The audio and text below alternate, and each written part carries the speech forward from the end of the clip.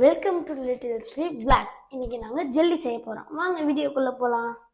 இப்போ நம்ம strawberry jelly செய்ய என்னென்ன தேவைப்படுதுன்னு பார்க்க போகிறோம். இது பேர் தான் அகர் அகர்.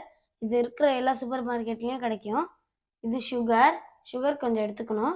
அப்புறம் ஃப்ரெஷ்ஷான ஸ்ட்ராபெரி எடுத்துக்கணும். ஒரு தண்ணி எடுத்துக்கோங்க ஒரு பவுலில். அதில் அப்படியே கொஞ்சம் அகர் அகர் போடுங்க. இப்போது அதை அடுப்பில் வச்சு சூடு பண்ணுங்க. லைட் இது கொஞ்ச நேரம் கொதிக்கணும். இந்த தண்ணி கொதிக்கட்டும். நம்ம இந்த ஸ்ட்ராபெரிஸ்லாம் க்ளீன் பண்ணி மிக்சியில் அரைச்சி அதில் போடலாம்.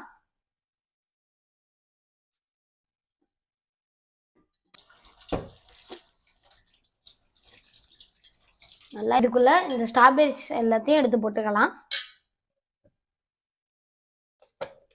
ஆன் பண்ணிட்டு போமா.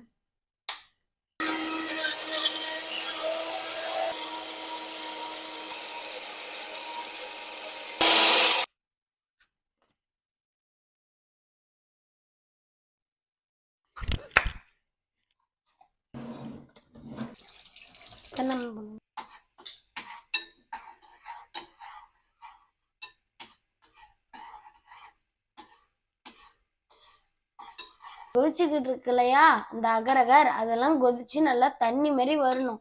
அப்பதான் அதை ஜெல்லி செய்ய முடியும். சுகரை ஆட் பண்ண போறோம். இப்போ ஜெல்லியை டெக்கரேட் பண்றதுக்கு 2 ஸ்ட்ராபெரி எடுத்துக்கணும். 2 3 அப்படியே நைஸா கட் பண்ணிக்கணும்.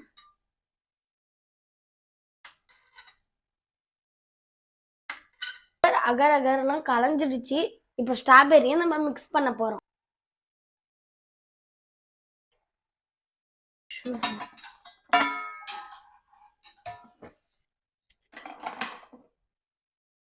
வாசனையே ரொம்ப டேஸ்டா இருக்கு ஃப்ரெண்ட்ஸ்.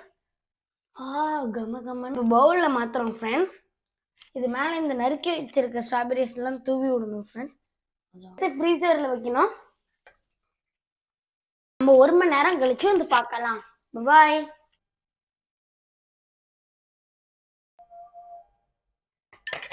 ஜெல்லியை தாமதிக்காம சாப்பிடணும்.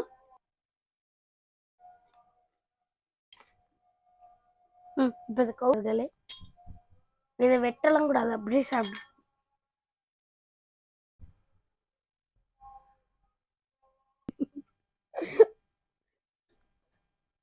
ஃபர்ஸ்ட் டைமாக பண்ணியிருக்கோம். இது எனக்கு ரொம்ப ஆர்வமாக இருக்குது. அப்படியே சாப்பிடணும் போல இருக்குது. வாங்க கட் பண்ணி சாப்பிட்டு பார்ப்போம். எப்படி இருக்குன்னு கமெண்ட்ல சொல்கிறோம். 1 மினிட். எதிர்பார்க்கல இது இவ்வளோ நல்லா இருக்குங்க. இதை நான் செஞ்சதுக்கு ரொம்ப பெருமைப்படுறேன்.